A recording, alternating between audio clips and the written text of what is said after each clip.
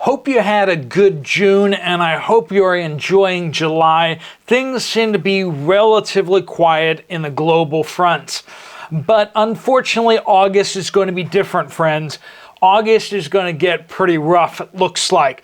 We're going to begin August with a massive UPS strike. Now, I know a lot of you are out there saying the strike won't happen because the United States government will put a kibosh on that like they did the train strike.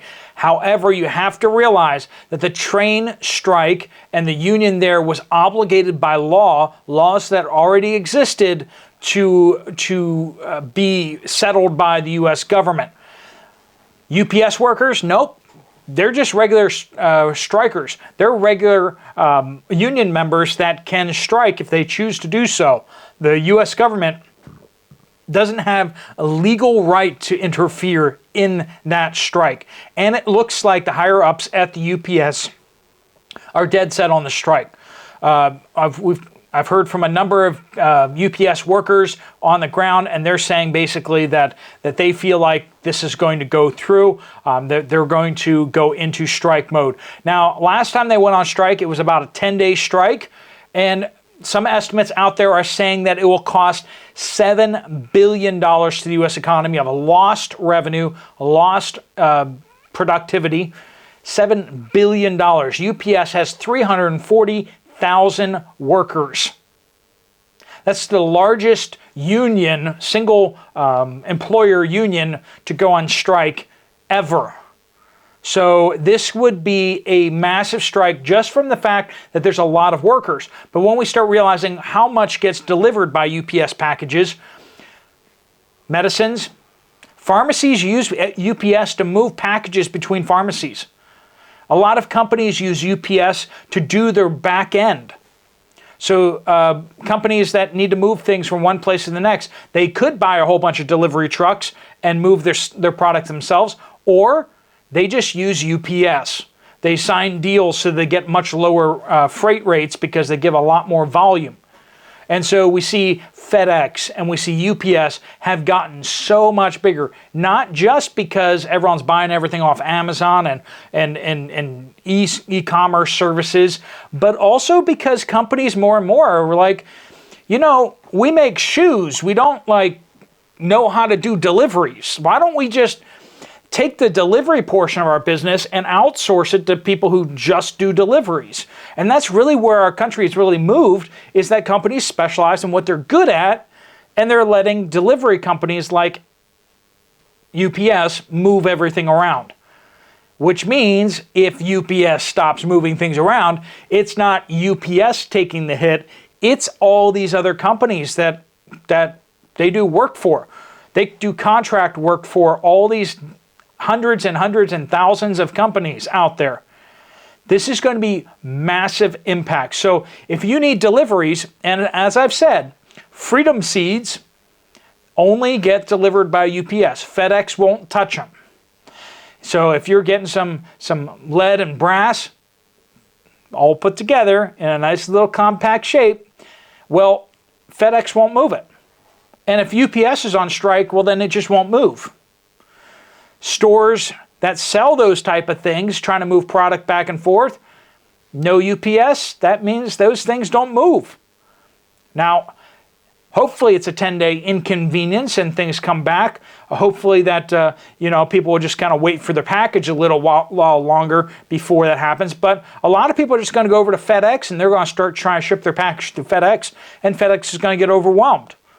Other moving companies, other delivery services are going to get overwhelmed. And when that happens, everything's going to stop. Everything's going to kind of get gummed up and slow down. So don't you expect things to move quickly if the UPS strike happens. And then the question is how long will the UPS strike last? UPS will be in a world of hurt for every day that the strike endures. But will the company bow the knee? And if they're not prepared to bow the knee going into it, are they going to skedaddle after 1 or 2 days or 10 days of strike, or are they prepared to fight?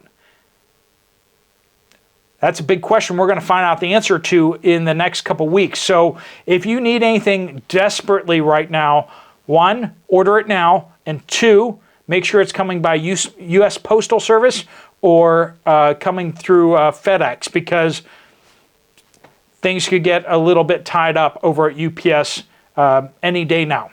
So especially as that date gets closer. Second big earth-shattering thing. This is not just for the United States, but this will impact the United States in some really profound ways. The BRICS meeting is August 22nd through 24th.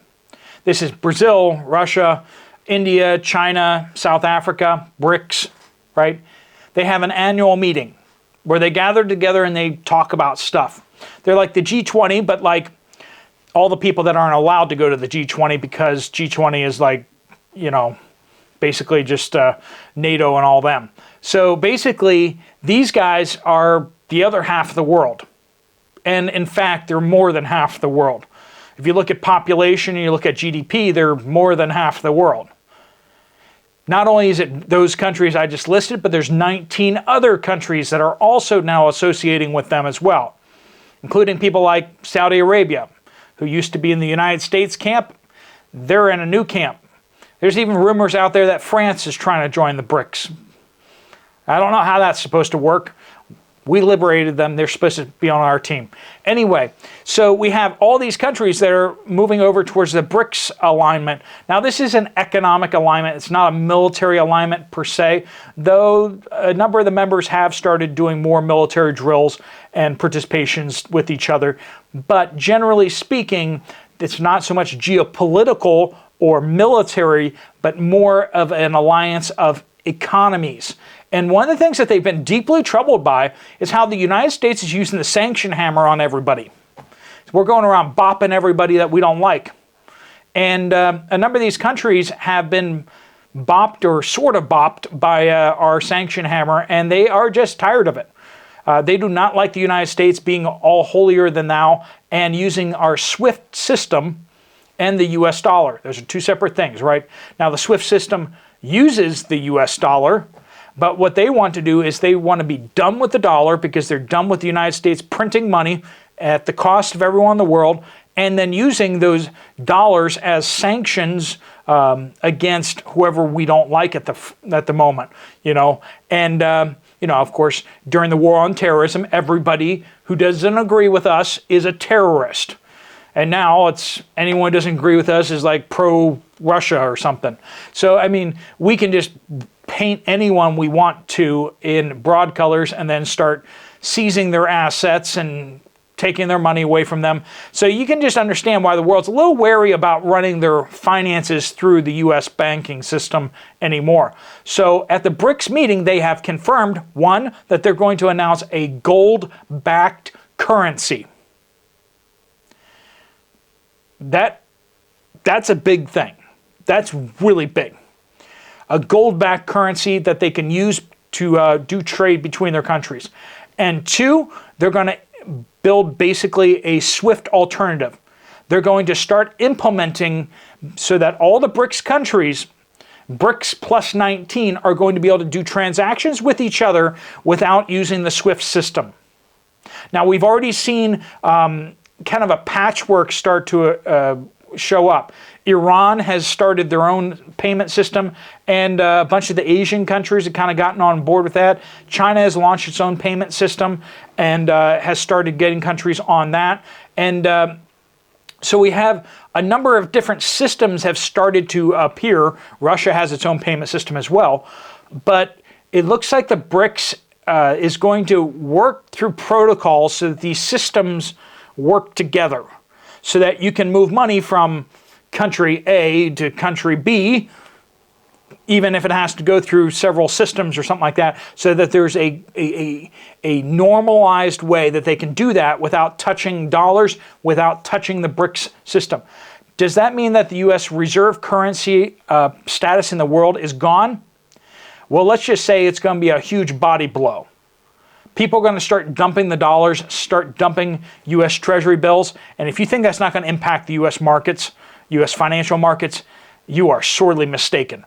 This is going to be epically huge. I expect to see the U.S. finance markets melt down either in August or in September. When they realize what's really happening and when everybody says, hey, you know what? These giant pallets full of dollars that, we got from previous presidents, we're looking at you, Iran. That deal was not a good deal. Pallets full of cash, seriously. But a lot of countries have pallets full of cash sitting in vaults. And those dollars are going to be liquidated. Why would they have just dollars in their vaults when they can have BRICS currency, which is backed by gold, instead of just the full faith and credit of the United States government? Which, let's just be honest, is really more of a joke today than it is a serious promise of value. The U.S. government, our U.S. government can't even pass a budget. It's been over 20 years and we haven't passed a budget. And yet we still have the U.S. government getting bigger and bigger. It's not kind of a joke. It is absolutely a joke that you would cry as you think about, okay?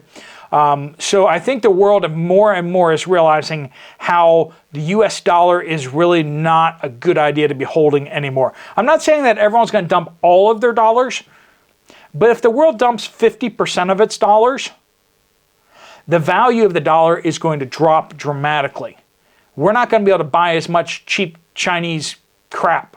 It's going to suddenly become expensive Chinese crap. And when you go into the Dollar Tree and it's not $1.25 anymore, it's $2.50 or $3 for the same stuff, you tell me if that's going to hurt. You tell me if double the price at Walmart for everything, is that going to hurt? And if you think your salary or your wages are going to go up by that much, yeah, that's not how that works. Friends, we're coming for a world of hurt, and August looks like it's circled on the calendar, and for good reason. Bad things look like they're coming our way.